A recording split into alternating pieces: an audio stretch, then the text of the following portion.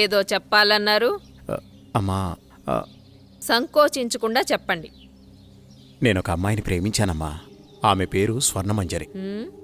తప్పనిసరిగా నచ్చుతుంది. సరే, ఇంతకీ వారు ఏ వంశికులు? అమ్మా, తను గొప్ప నాట్యగత్తె. రవివర్మ, ఆపండి. మన పరువు మర్యాదల గురించి ఏ కోసానైనా ఆలోచించారా మీరు? అమ్మా, అది ఇక చాలు. మా అన్నగారి కుమార్తె చంద్రమతితో రేపే మీ నిశ్చితార్థం. ఇక వేరే ఆలోచనలేవీ పెట్టుకోకండి. అమ్మా, మీకు తెలుసు రవివర్మ, నేను రెండోసారి ఏదీ చెప్పనని.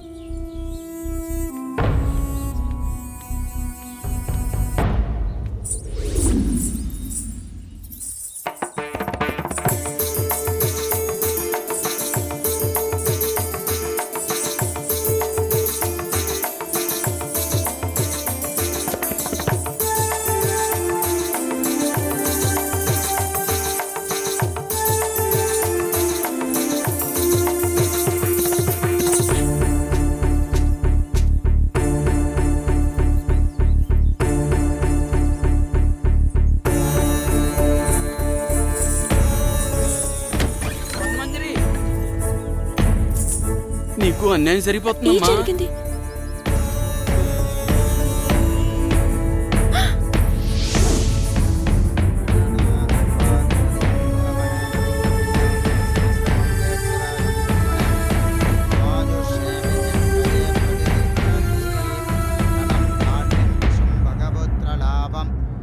సంవత్సరం దీర్ఘమాయు.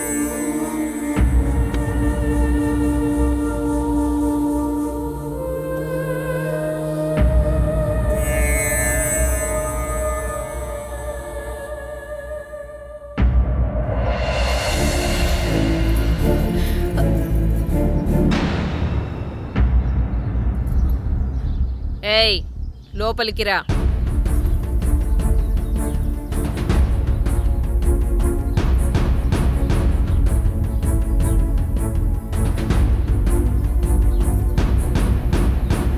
ఎవరు నువ్వు?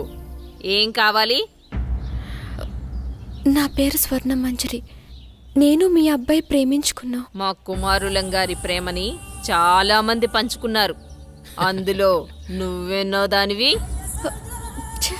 నువ్వేనా ఆ నాట్యగత్తెవి? డబ్బిస్తే ఎక్కడైనా ఆడే నాట్యగత్తెవి? మా రవివర్మతో ప్రేమ?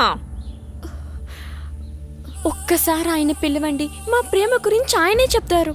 వారు చెప్పేది లేదు, మేం వినేది లేదు.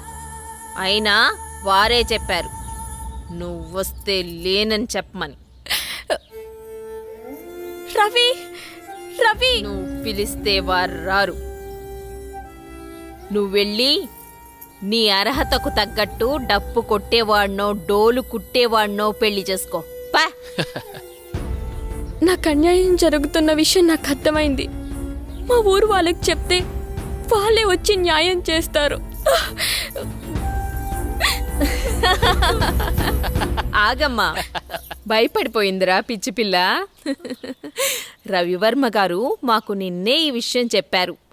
మీ ప్రేమ ఎంత బలమైందో తెలుసుకుందామని చిన్న పరీక్ష పెట్టాను. ఎంత అందంగా ఉన్నావు, నాకే ముద్దొస్తున్నావు. మా కుమారులకు నచ్చవా? మాకు 2 రోజులు సమయం ఇస్తే మీ పెద్దల్ని పిలిపించి నా కోడలిగా ఈ రాజమహల్లోనే నీ అడుగు పెట్టిస్తా.